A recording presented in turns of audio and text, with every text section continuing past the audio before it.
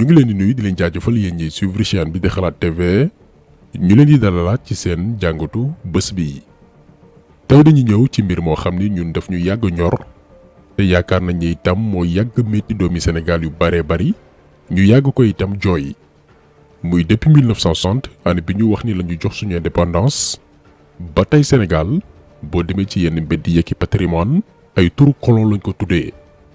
ñi nga xam ne ñoo fi ñëwoon noot suñuy maam jàpp leen bu mu njaam jaay leen doole toroxal leen ba tey jii nii Sénégal am na ay tali ak bërëb yoo xamante nii ñoom lañ ci rendre hommage lu doy waar. ay rue Jules Ferry kan mooy Jules Ferry franc-maçon bi nga xam ni dafa gëmoon ni France ngir maintenir statut de puissance am ci àdduna bi dafa war a wéy di coloniser ay réew rawatina Afrique bii. mbuumu njaam bi ñuy jooy tey yéeg bi ñu France yéeg lànk ba ñoo wàcc Jules Ferry mii daf ci joué rôle bu am solo. même Jules Ferry boobu noonu moo doon wax naan les races supérieures nee na ñoom tubaab yi ñooy les races supérieures ñoo féete kaw ont un droit vis-à-vis des races inférieures. maanaam nit ku weex dafa am droit ci kaw nit ku ñuul bi mu jàpp ni moom ay nit yu xeebu lañ yu doyadi te suufe. te moonte moom Jules Ferry bii nii ba tey jii ñuy wax ak yéen boo demee centre ville bu Dakar précisément Plateau la ko tàmbalee immeuble Akiléa boo melee ni ku jige place de l'indépendance jàpp rond-point bi génne ministère de l'intérieur yoon woowu yépp moom lañ ko tuddee un colon ku wormaalu nit ku ñuul koo xam ne mala lañu considéré. nga jóge fa dem ci la première capitale du Sénégal muy Saint-Louis patrimoine bi nga xam ni moo koy symboliser muy pont Ndar bi Faidherbe lañ ko tuddee. yamu ci mais statue am jëmmam mooy trôner sur toute la ville ba noppi nag ñu daldi ciy bind le Sénégal reconnaissant maanaam Sénégal amel na la njukkal comme si que waa ji benn héros la pour Sénégal alors qu'au contraire suñu bureau la woon ñi gàddu woon yàtt ñu dóor ci la bokkoon di jàpp ay village di taal di rey ay jàngalekatu Alxuraan. Faidherbe ci ñooñu la bokkoon tey Sénégal nee na daf koy rendre hommage naan ko dañoo reconnaissant envers yow. buñ doon lim ay mbedd ay endroit yoo xam ni ñu mel nii lañ leen tuddee ci dëkk yu bare bari ci Sénégal yaakaar nañ ni fi la ñuy fanaan. li mu amee Dakar am Saint-Louis am Kaolack am ci yeneeni gox noonu itam la amee woon Ziguinchor dañoo jëloon ay mbedd yu bari yii ñu tuddee leen France yële ñu tuddee ko ñoo xam ni jamonoy mbuumu njaam ñoom la tubaab bi installé woon Casamance ngir ñuy jàpp ay tirailleurs pour ñu dem xeexali leen. dëkk yi nga xam ni nag ci Casamance ñoo doon bañ ne lii duñ ko nangu ñu jàpp leen di rey ña doon def yooyu ñaawteef yépp la ñu tuddee woon ay mbedd di leen màggal. waaye barki démb gannaaw ba ñu convoqué conseil municipal yu Ziguinchor ci njiital seen maire muy Ousmane Sonko mbedd yooyu ñu dippee woon colon yi ñu jàppoon di ñu fitnaal soppi nañ ko remplacé ko ak ay tur yoo xam ni mboolem conseil municipal yi ànd nañ ci déggoo. léegi ci bërëb yooyu la ñuy ñëw lan lay représenté ci histoire ndax ñu bari réeré ñu mbir tur yooyu noonu ñu dippee woon ay mbedd Ziguinchor ñooñee la ñu defoon suñuy maam ak naka la ñu sàgganee woon ñun ba suñu noon yooyu noonu seeni tur woy di des ci suñuy moomeel. te jamono jooju ñun xamuñu suñu yeneen histoire yu ci mel ni Seleki 1886 ci mbir yooyee nag la ñuy ñëw. bu ñu jëlee ñaar ci bërëb ca Ziguinchor benn bi muy avenue Capitaine Javelier beneen bi di rue Lieutenant Lemoine ñaari tur yi ñu leen limal ay officiers français lañu woon ci armée française jamonoy colonisation. waaye seen histoire naka la demee ak lan moo tax ñu tuddee leen woon ay mbedd ci Ziguinchor. ñoo ngi ci atum 1914 première guerre mondiale jamono gi allemand yi commencé dugg ci territoire français yi ngir imposer leen seen domination jaay leen doole. allemand yi réussir ba pénétrer la zone française occuper benn commune bu ñu naan Douai soldats français yi daw dem ci zone bi ñu naan Arras di beneen commune française sonnoon lool. période bii nii comme que France moo ne woon suñu réew yi doon aussi recruter ay soldats yu dippee leen les tirailleurs sénégalais ñu jëlee woon soldats yu baree bari Bignona ngir ñu dem dimbali leen ñu jàppale leen ci xeex bi France doon xeex ak Allemagne ñu naan ko la bataille d'Arras ñi leen di ko wooyee la bataille de l'Artois.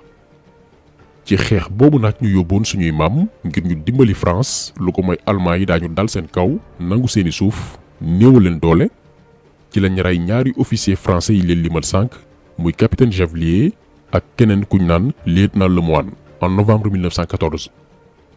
ñaar ñooñu nag ngir rendre leen hommage dellu leen jukkal déglu leen bu baax fii delloo wuñu jukkal suñu maam yi jëlewoon Bignona ngir ñu dem xeexi mais ñañu demoon jàppale ci lañu jël seeni tur tudde leen ay mbedd Ziguinchor dem jëlaat beneen yoon tudde ko rue de France mbedd moo xamante ni France lañ ko dippee.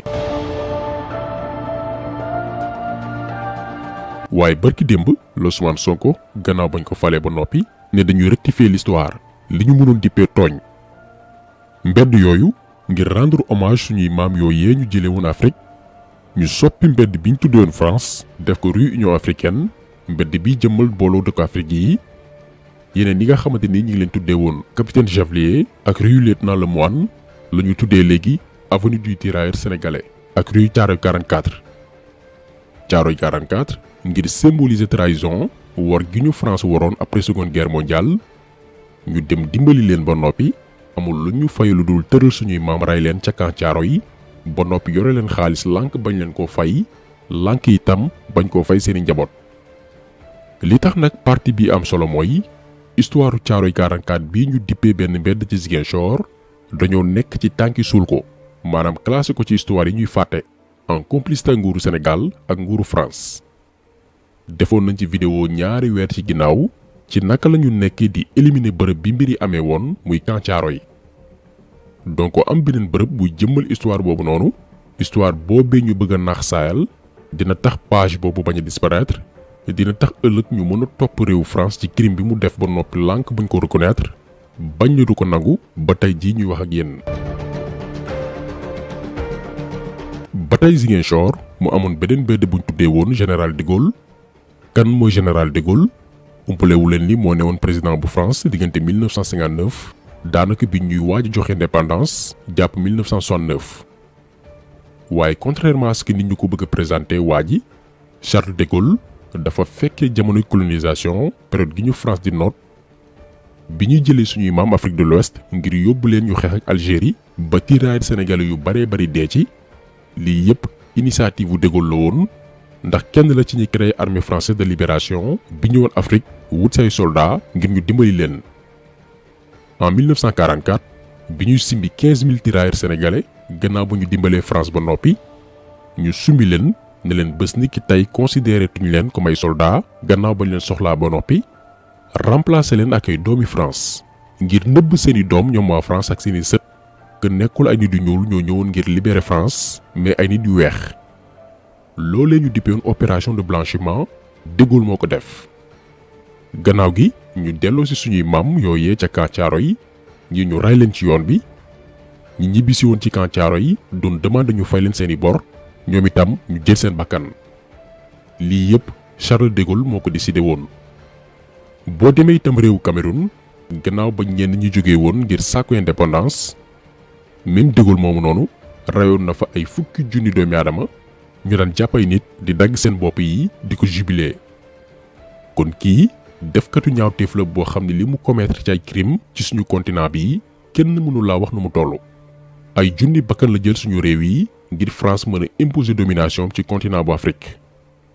moom la ñu tuddee woon ab mbedd ca Ziguinchor ngir nee nañ yee yaay dañ koy rendre hommage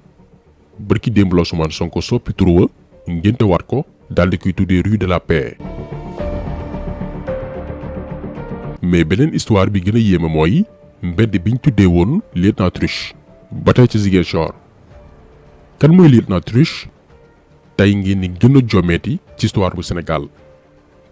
Casamance yàlla dafa defoon ni jamonoy colonisation bokkoon na ci zone yi doon bañ doon jàmmaarloog tubaab bi boo demee ci village bu naan Séléki nekk ci arrondissement bi naan Niassia féetee ci département bu Ziguinchor ci dëkk yi doon bañ la bokk. en 1886 français yi ñëw nañ fa juróomi yoon ngir noot leen waa village bi di Séléki duma leen ba ñu gàddu seeni bagages daw ci xeex yooyu noonu ñu dippee woon bataille de Séléki ñu nemmeeku ci woon ay jàmbaar yu ci mel ni Djignabo Bassène rey nañ ci soldat français yu bari ba reyaale ci benn doomu France buñ naan lieutenant Truche bi ñu leen limal sànq le 1er décembre 1886.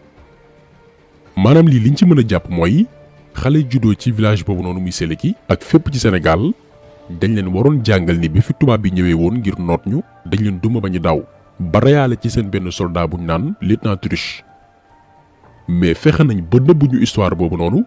jël chef soldat français ba ñu rey muy lieutenant Truche muy défaite bu rëy rëy pour France tuddee ko ab yoon ci Ziguinchor comme si que waa ji benn jàmbaar la ab héros bu ñu war a màggal la. léegi yoon woowu nag la Ousmane Sonko daal di soppi tuddee ko rue Séléki 1886 ngir kañ jàmbaari bañkat yi jaamaarloo woon a colon bi ñu ñëwoon ngir jaay leen doole. lii dafa am lu muy def ci ab citoyen moo xam ci gëm boppam fier ci li mu doon ba noppi nangoo doon bañkat ci bu ñu naree teg injustice ci kawam. lii nag ñun mënuñ ci woon ñàkk bañ a wax ndax benn dafa bokkoon ci suñuy combat ñun dañoo yàgg prôné que mbooleem suñuy moomeel suñuy bërëb ak i patrimoine dafa war a porter suñuy histoire suñuy jàmbaar ak suñuy culture. ñaareel bi mooy li wér te wóor mooy bari nañu dëkk Sénégal xamuñu woon histoire bii dañu war leen ko xamal ñu xam mbedd yi ñu soppi tey seeni tur lu muy représenté. ndax après indépendance tubaab bi dafay sampoon ay surgaam ay nit yu ñuul comme ñun comme si que léegi dañoo moom suñu bopp. li tubaab bi doon bañ mooy révolution am askan wi fipp jëlee ngànnaay jaamarloog moom mu daldi nag anticiper loolu noonu gaaw jox ñu indépendance waaye nag teg fay nit yu weex yor deru nit ku ñuul comme ñun ñu doon suñuy président. est-ce que xam ngeen ni bi De Gaulle deewee général de Gaulle bi mu génne àdduna fii ci Sénégal Senghor dafay décréter woon une semaine de deuil national juróom-ñaari fan yoo xam ne ñu ne Sénégal dafa nekk ci dëj ndax lan De Gaulle mi nootoon suñuy maam moo dee. léegi ñooñu newoon fi di def yooyu doon tarbiyu France ñoo jëloon suñu mbedd yeeg patrimoine daal di koy tudde ay Faidherbe ay Charles de Gaulle lieutenant Truche ay nit yu tekkiwul dara. lan moo tax parce que tubaab bee leen fi teg te faaw ñu won tubaab bi ne maa ngi ci say waaw yaa fi nekk loo bëgg yàlla nay jàmm. kon ku ci mel ni Ousmane Sonko bu ñëwee soppi loolu dañ ko ciy félicité ndax dafa posé acte bu courageux lu politicien yu bari ñemewul def ndax ragal France mere leen. te am nañ yaakaar ne yeneen maire yi aussi dañu def la même chose ndax sénégalais bi faaw ñu gëmloo ko boppam ba noppi xamal ko yaay kan décomplexé ko rocc ko ci mbuumu njaam li Cheikh Anta Diop doon wooye la conscience de soi. lii la africain bi soxla d'abord bu noppee nag ci loolu ñu ne ko nag kaay defar sa réew jëlal say responsabilité. kon tax seetlu bi tay loolu la woon ñu ngi leen di gërëm di leen jaajëfal di leen di daje incha allah beneen yoon ci beneen jàngat jaa ngeen jëf.